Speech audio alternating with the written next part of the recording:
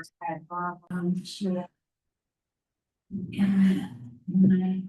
right, it is 6:30, so I'll call to order the general meeting of the Board of Trustees. It's Tuesday, December 9th, 2025 at 6:30 p.m. All right, we'll begin with roll call. Jen Penn. Here. Heather Lee. Here. Jane Wolfe. Here. Julie Kessler. Here. Nancy Sanders. Here. Matthew Jones. I am here. And we have our director, Barb Pausinger. Thank you for being here. Yes. Any additions, deletions, or changes to the agenda? I would like to delete section 7D, review of emergency action guide, because it's already going to be discussed in old business. It was on the agenda twice. Okay, thank you. Good eye.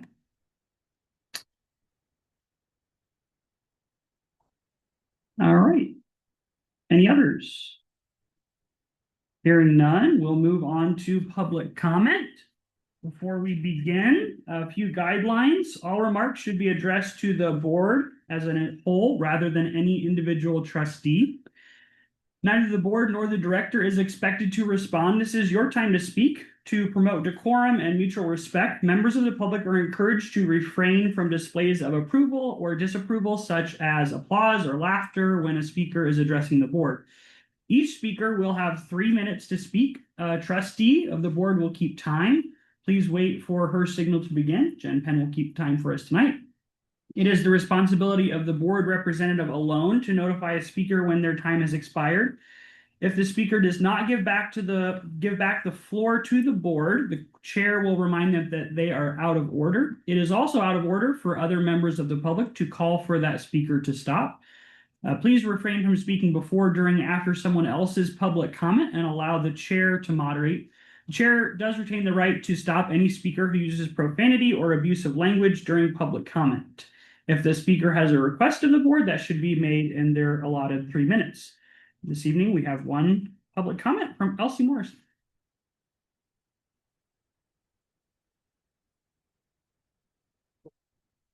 Well, go ahead. Thank you. When last year I had this idea, and I wish to reaffirm it, of having a library school partnership where you work together to build the academic progress of the school, which I think is should be one of your basic things to do. And so I did meet with the superintendent today, Ryan Janish, and I expressed this idea. And one idea I had was that the school children, when they do their science fair projects during the year, they should have a day where they put them on exhibit at the library and explain them and what they did and what this accomplished and why they chose this or whatever. And when I spoke to Sidaro last year, he said, oh, he thought that was a great idea. And then he expanded it to say, well, we have an art fair and we should do art projects at the library too. And I thought, wow, that is great. And the more you think about this, the more ideas you're going to have in order to build the academic program of the school.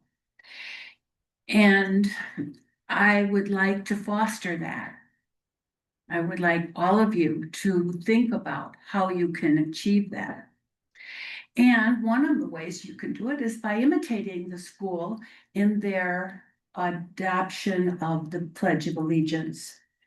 And we should honor our country in the 250th anniversary, which is coming up pretty soon, to honor our country with the pledge. And there is an official pledge of allegiance. So I would like to invite everyone in the room who would like to rise, and we'll all say, I pledge allegiance to the flag of the United States of America and to the republic for which it stands, one nation, under God, indivisible, with liberty and justice for all.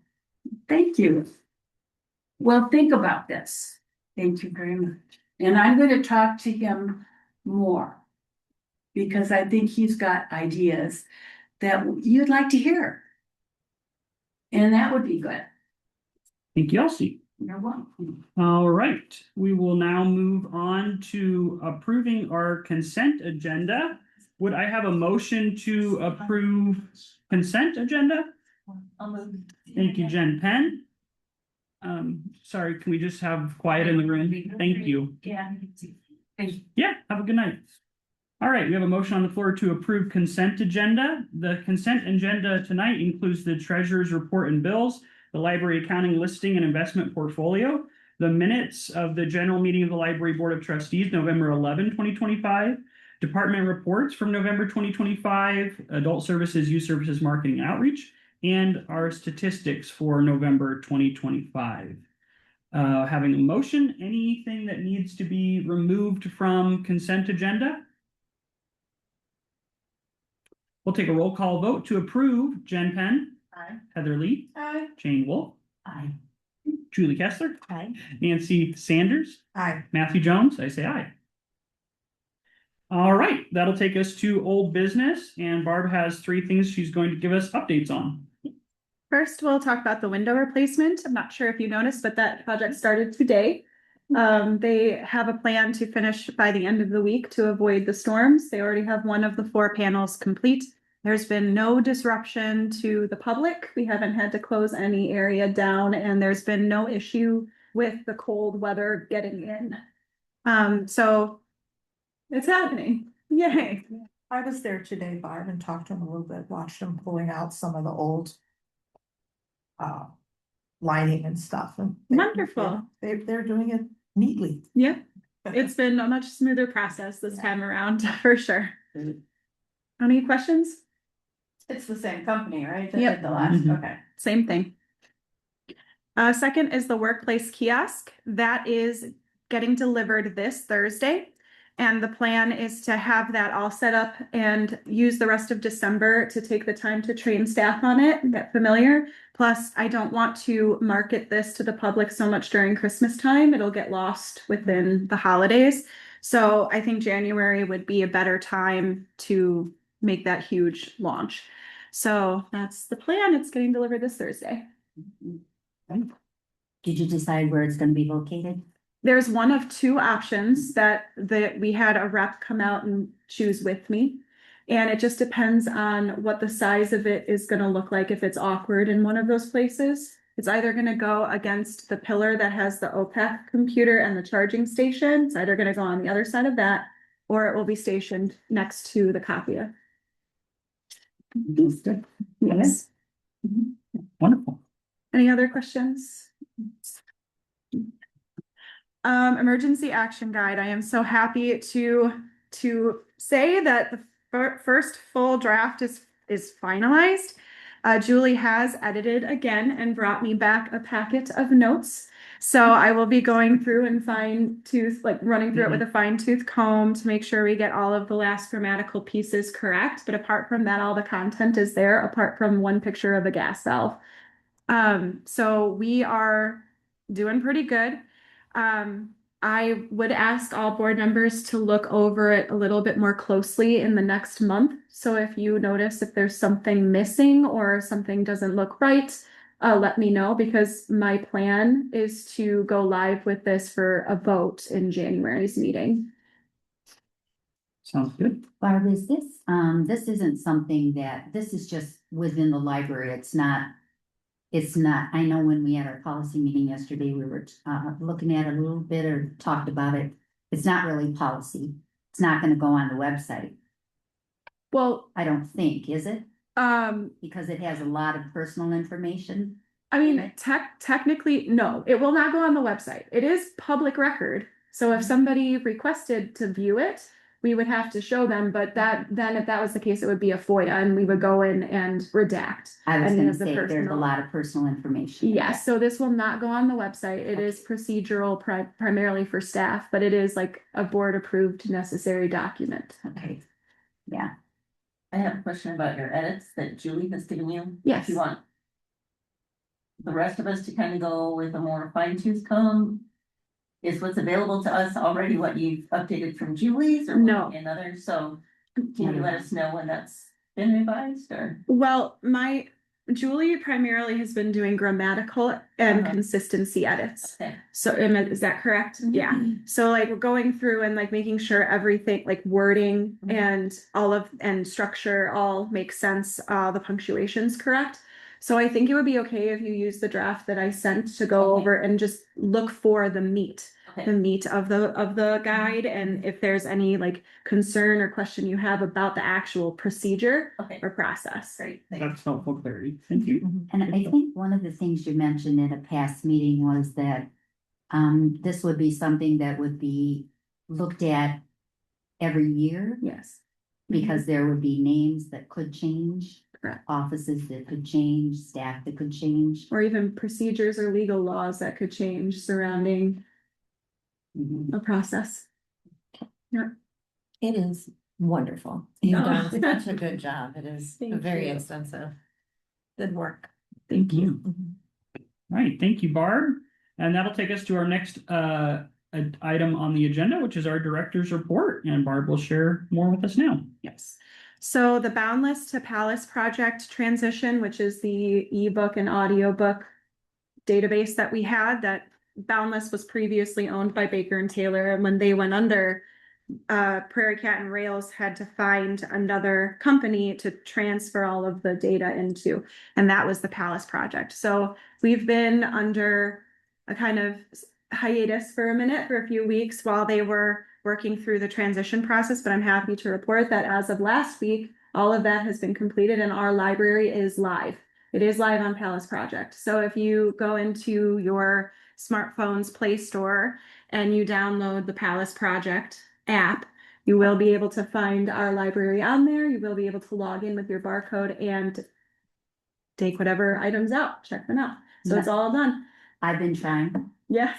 It's awful. Oh, I haven't been able, everything that I've tried to reserve has said error, error. Has anybody else tried it? Mallory's tried it and she's been listening to books on it, so. She has already. Yeah. Okay. I'm sure if when I did had- you try? Couple days ago. Okay. Yeah, Cause so I'll try again. In fact, and maybe I'll try before I leave here. yes, Today. stay back if you can, Yeah. and we can go through it and see, cause yeah, I've done it too, and I haven't experienced any Good. issue. Hmm. Mm-mm. So I'm wondering if you just kind of were trying right in that span of time when Sandwich wasn't quite live yet, and it was still like I don't know how it works, but Yeah. it's the I'll only look thing I at can it. think of. Okay, yeah, I was looking forward to it, and then it was like everything I clicked on, it was like error at this or something, contact your support team. Okay, AT. All right. Yeah. So I'll Just check meet it out. with me Yeah. after, Yeah. and we can look at it. Okay, thanks. Sounds good. All right, I think that'll take us to our new business. We'll begin, we have an action item here to accept the fiscal year 2024 to 2025 audit from Hopkins. Would someone want to make a motion to accept that report? Thank you, Jen. All right, this is not an adoption. It's not approving. We're just simply accepting it.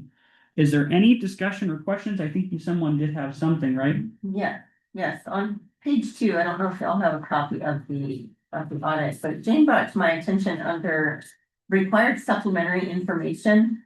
In that paragraph, they note that there's information that management is to be providing, and it says for the purposes of the audit, they aren't necessary, but that it's a governmental accounting standards board. And so I don't know if it would be worthwhile to, because she didn't mention anything when she presented it, so that suggests that from the auditor standpoint, this is all fine. But let me see. It says accounting principles generally accepted in the United States require that retirement plan information in Schedule 1, the budgetary comparison information in Schedules 2, and notes to budgetary comparison schedules be presented to supplement the basic financial statements. Such information is the responsibility of management and although not part of this basic financial statements is required by the Governmental Accounting Standards Board, who considers it to be an essential part of financial reporting for placing the basic financial statements in an appropriate operational, economic, or historical context. So I don't know if that's something, Barb, that we could check with the accountant on, or I'm still unclear on the question. if there's, what this is suggesting is that library management has not provided this information to the standards board. That's how I read it. Are you saying, can And we, that- That's how I read it Is first, it, and is then, it something that we might want to check on and follow up? I don't think it prevents us from accepting the audit. But just the fact that they're saying information is missing and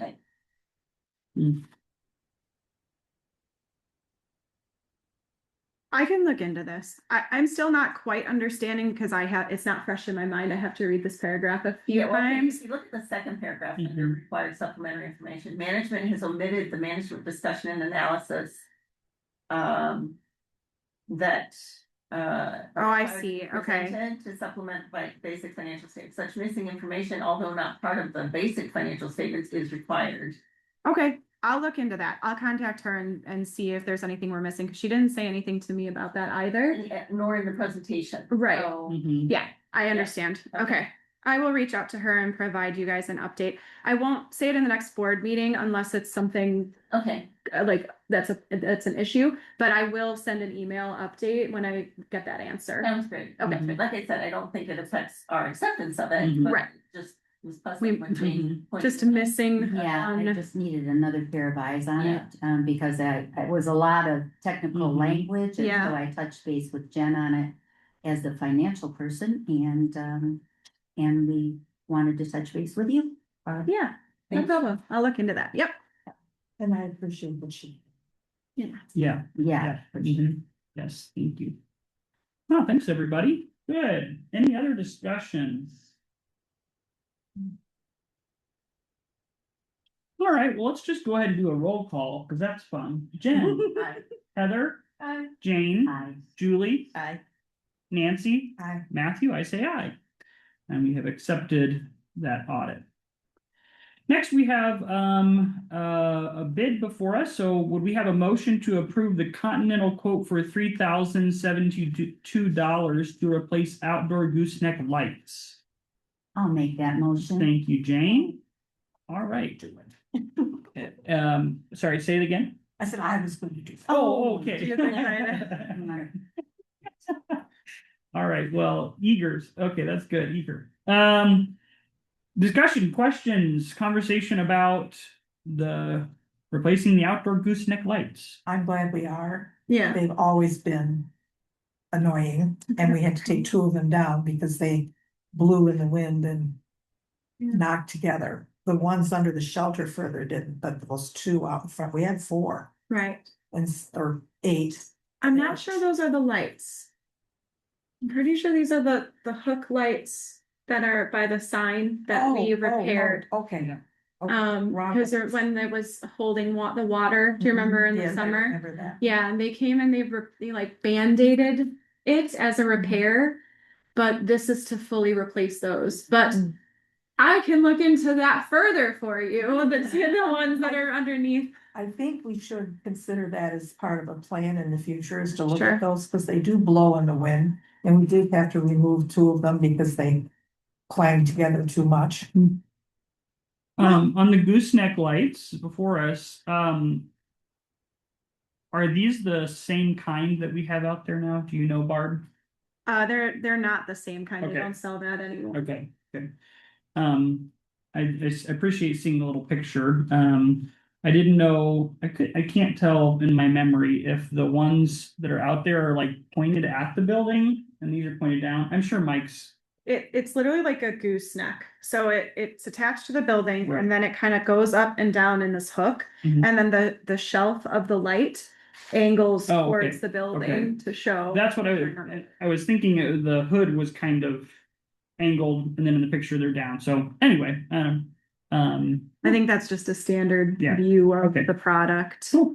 Is this the type of repair that would be done in this kind of weather? Like in the winter? Or I suspect so.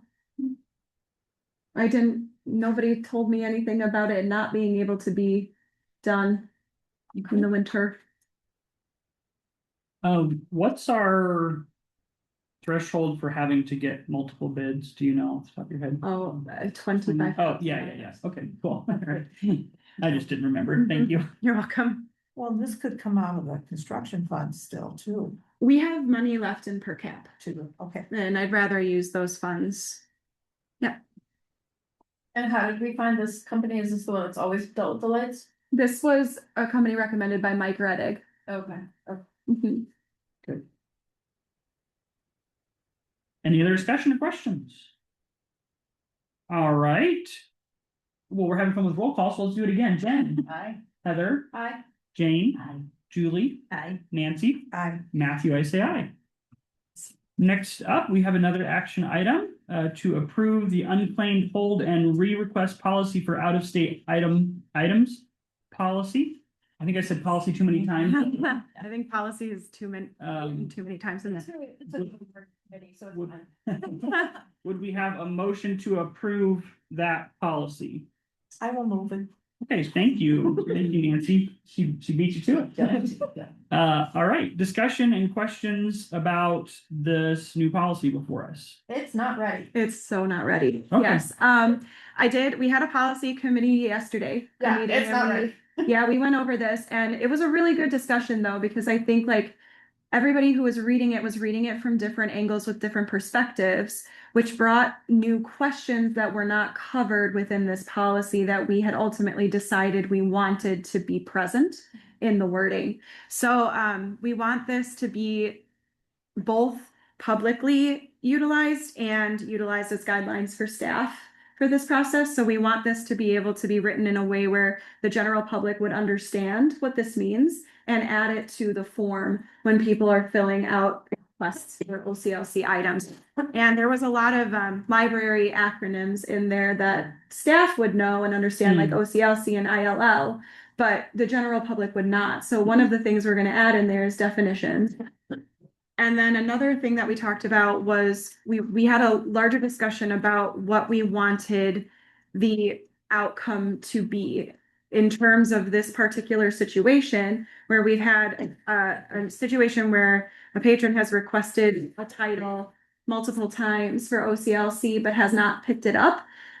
OCLC items are items that the library has to ship from other institutions outside of our consortium. So through our consortium, all of that shipment is free to share the collection. OCLC items, we can still provide it, but it costs shipping. So the library pays that as a courtesy. However, we've run into this situation where someone's ordered that, but they have not picked it up and they keep requesting the same item. And this has happened 3 times, up to 3 times. So it became a little bit of an issue that staff wanted to discuss with me and ask if there was something that we could build a policy around to create a standard procedure, a standard like way of moving through this process that would protect library finances, but also still provide the service to the public. So that was the inspiration behind the policy, but this is brand new. So the first draft was quite messy. And upon the discussion with the policy committee, we decided we wanted to change some things around, and they did request more input from our CERC manager as well. So we're going to take the next month to draft a stronger policy, and bring the CERC manager's perspective in, and then discuss it again in policy and bring it back to the board. Is there anything anyone wants to contribute now?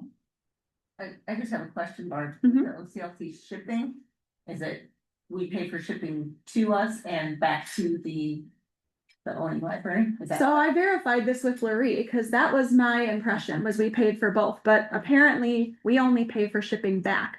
The library who owns the item pays for shipping Oh, to us.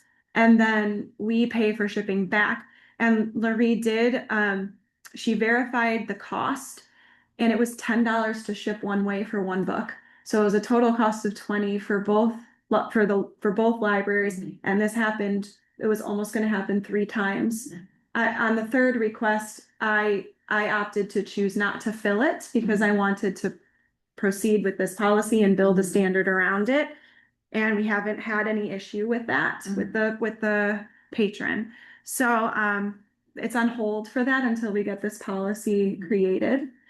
But yeah, so it would have been $60. And if that keeps happening, that was one patron who wasn't picking up the title. So we just wanted to build a stronger process around it.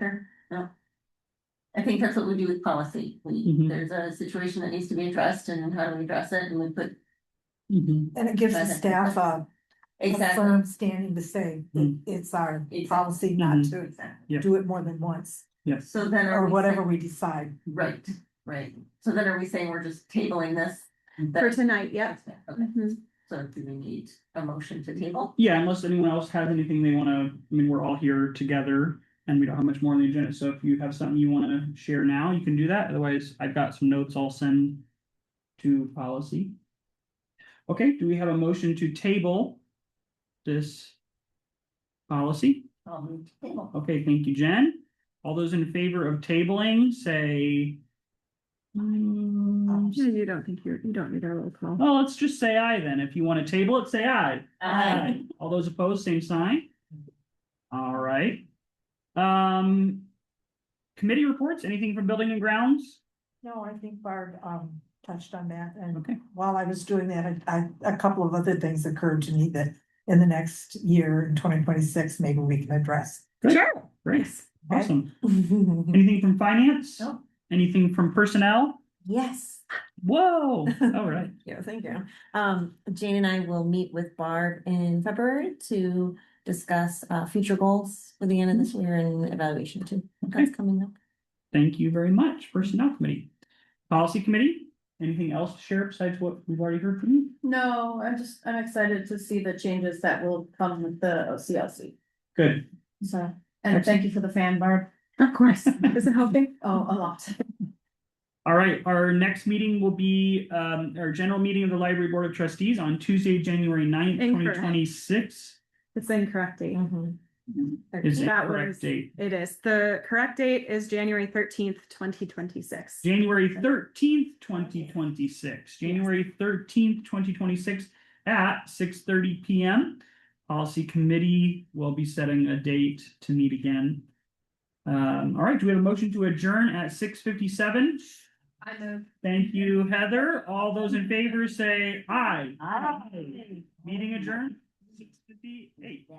Seriously, Barb, thank you for the fan. You're welcome. I apologize. I didn't. Oh, I no, had no, a no. note in there that's, it was like the incorrect date. I was like, I'm glad you did. I was looking at 25, going, I know that's actually 26, and not even thinking about the night, so, yeah.